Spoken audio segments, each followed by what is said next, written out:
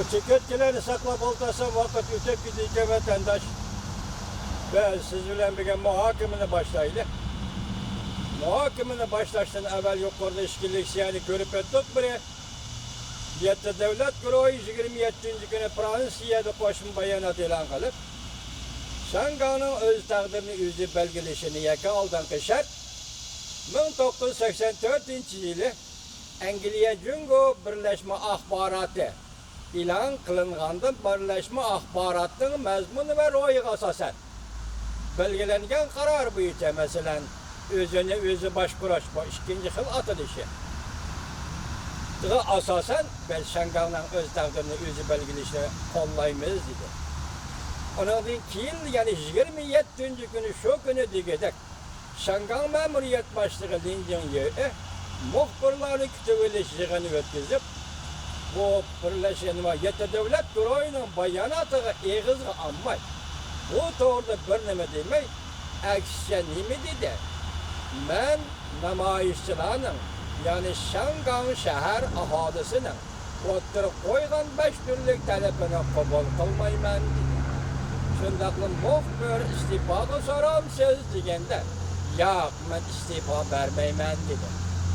Biraz kılan vatandaş biz ötkenlik siyemiz dedik, biz tekrarlayımız. Hazırki vaziyette pekatlı şu nerse, yani hazır bütün dünyada pekatlı şu nerse, nemi nerse, Şangay meselesi.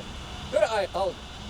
Nemiye bir ay kaldı. 10. ayının 1. günü Cumhuriyet Halk Cumhuriyeti kurulğanlığının 70'leri.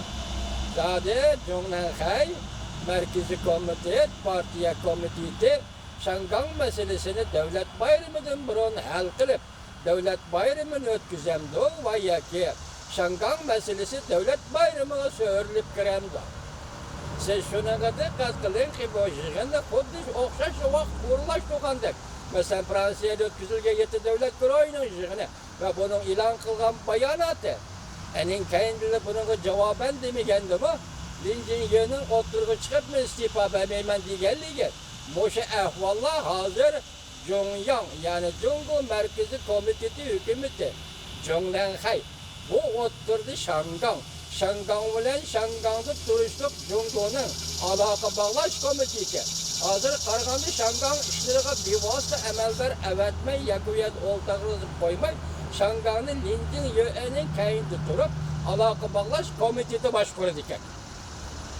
Biz arlıkta bir leksiyen vatandaşlar sözlü karan vatandaşım hazır Şangay'daki namayişçilerin şuarı özgerdiydi de.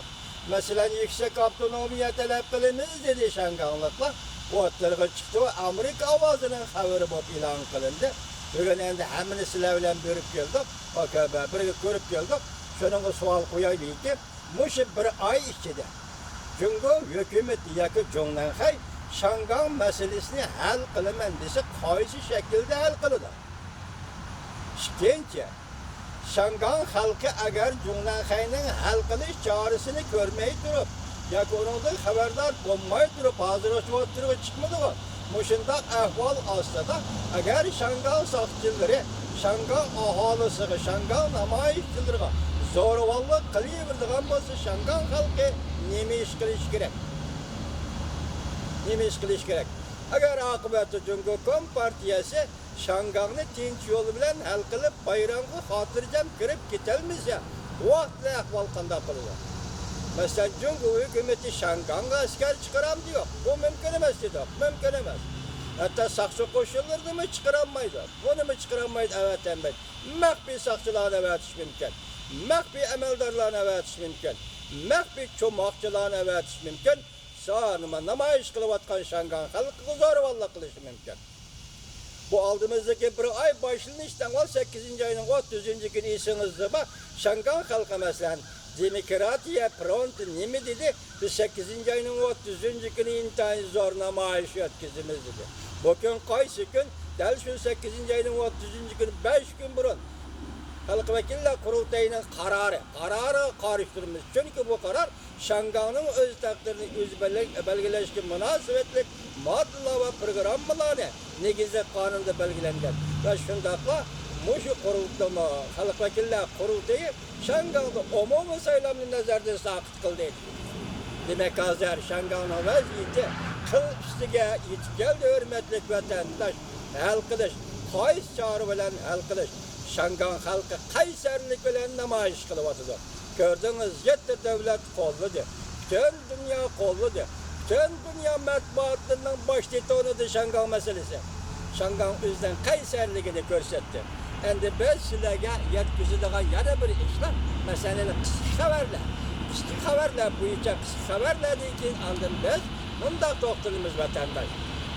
Hozirgacha Jungo bir davlatda ikki xil tuzumdir. Nima tuzum? Mesela Jungo'nun ma'nisi aytganda Jungo'da sotsialistik tuzum, Shangan'da kapitalistik tuzum dedi. Hozir amaliyotda eg'izli marksizm, amaliyotda kapitalizm. Eg'izli marksizm, amaliyotda kapitalizmning dastlabki bosqichida turayotgan Jungo kompartiyasi. Bu bir davlatda ikki xil tuzum deydigan bu odam aldaydigan hukmni qachongacha so'rab yuradi, hurmatli vatandosh. Bunun nima ma'nosi va buning ichida huquq ma'nosi yo'q. Huquq omili yo'q. Kapitalizm, sotsializm. Shunda deb qo'ysalar bo'lamdi ya.